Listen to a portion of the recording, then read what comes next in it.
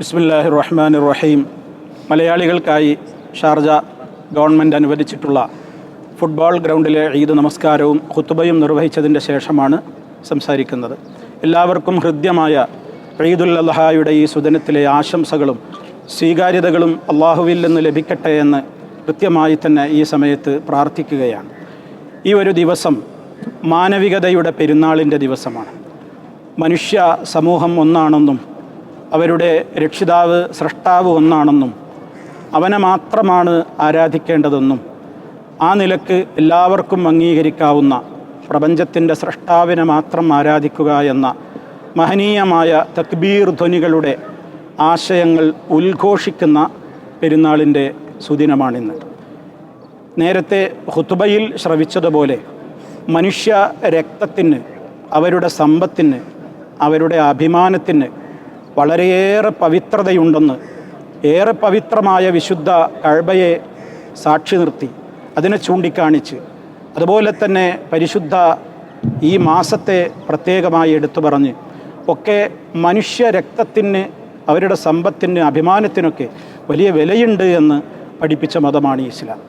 ഇത്രത്തോളം മനുഷ്യരെ സ്നേഹിക്കുവാനും അതുപോലെ തന്നെ അവരെ ചേർത്ത് പിടിക്കുവാനും പഠിപ്പിച്ചിട്ടുള്ള ഒരു മതത്തെ വലിയ ഭീതി അവരെ സംബന്ധിച്ച് കേൾക്കുമ്പോൾ ഉണ്ടാക്കി തീർക്കുവാനുള്ള കൊണ്ടുപിടിച്ച ശ്രമങ്ങൾ ലോകാടിസ്ഥാനത്തിൽ, ആഗോളാടിസ്ഥാനത്തിൽ നടന്നുകൊണ്ടിരിക്കുകയാണ്.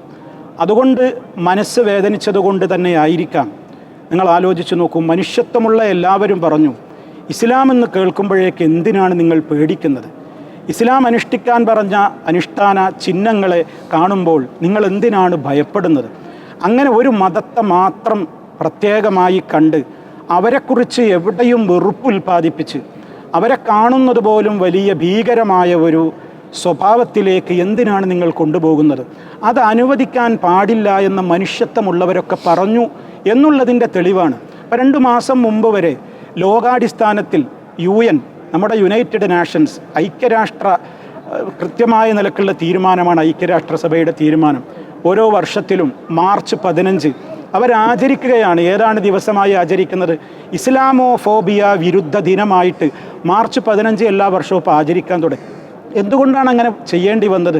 തെരഞ്ഞു പിടിച്ചു ഒരു സമൂഹത്തെ ക്രൂശിക്കുകയാണ്. അവരുടെ താടി കാണുമ്പോൾ പേടി, ഒരുമിച്ച് യാത്ര ചെയ്യാൻ വയ്യ, അടുത്ത് താമസിക്കാൻ വയ്യ.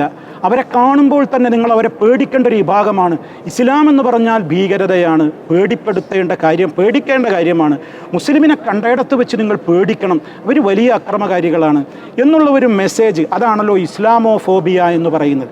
അങ്ങനെ ഒരു വെറുപ്പ് ഉൽപ്പാദിപ്പിക്കുന്ന കൊണ്ടുപിടിച്ച ശ്രമം രാജ്യത്ത് നടക്കുമ്പോൾ നമ്മളെല്ലാവരും മനസ്സിലാക്കണം ഇസ്ലാം എന്താണെന്ന്. അത് പഠിക്കാൻ വിശുദ്ധ ഖുർആനും പ്രവാചക ചര്യകളുമാണ് നമ്മൾ മാനദണ്ഡമാക്കേണ്ടത്.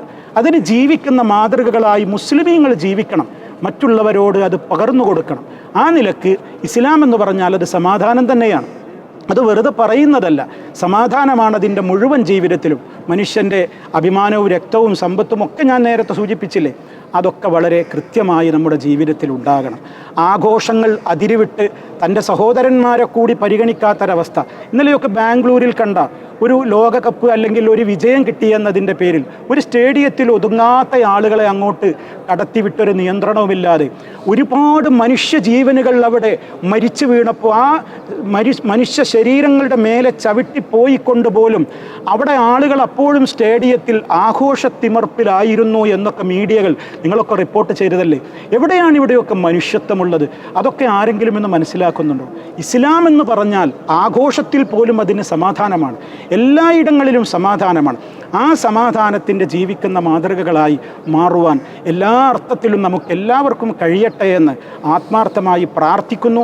എല്ലാവർക്കും ഒരിക്കൽ കൂടി ഹൃദ്യമായ ഈ സമാധാനത്തിൻ്റെ ഈദുൽ അദ്ഹയുടെ ആശംസകൾ ചൊരിയുന്നു. നന്ദി. വൽഹംദുലില്ലാഹി റബ്ബിൽ ആലമീൻ. വസ്സലാമു അലൈക്കും വറഹ്മത്തുള്ളാഹി വബറകാതുഹു.